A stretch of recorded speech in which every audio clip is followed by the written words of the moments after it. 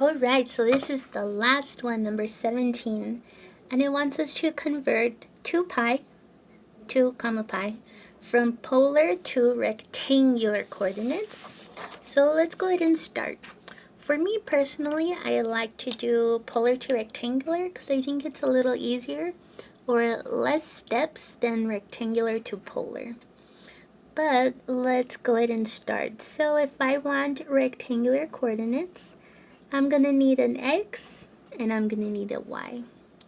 So to get the x part of my coordinates, I'm going to have my radius cosine theta. And to get the y part of my coordinate, I'm going to have r sine. Let me change that. Okay. So I'm going to have r sine theta. Like it wasn't even there. Okay, so looking at my polar coordinate, I know that my 2 is my r and my pi is my theta.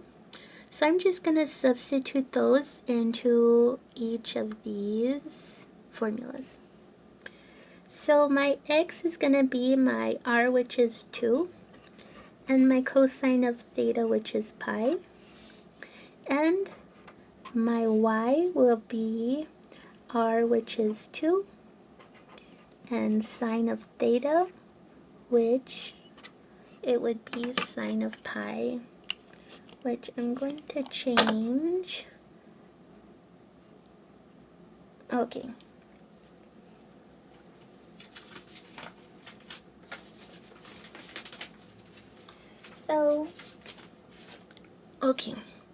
So we have both of those there, and I'm going to bring out my graphing that we did previously so we can see what we're talking about. So our theta is pi, which pi is over here, and if you remember our coordinates for pi, it's -1, 0. So then, knowing that, I'm going to use that to fill in the missing part. So now I'm actually going to evaluate cosine of pi. So I have 2 times my cosine of pi, which is -1, and my y is 2 times the sine of pi, which is 0.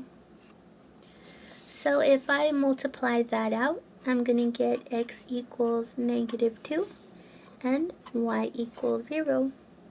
So then my rectangular coordinates will be 2, 0.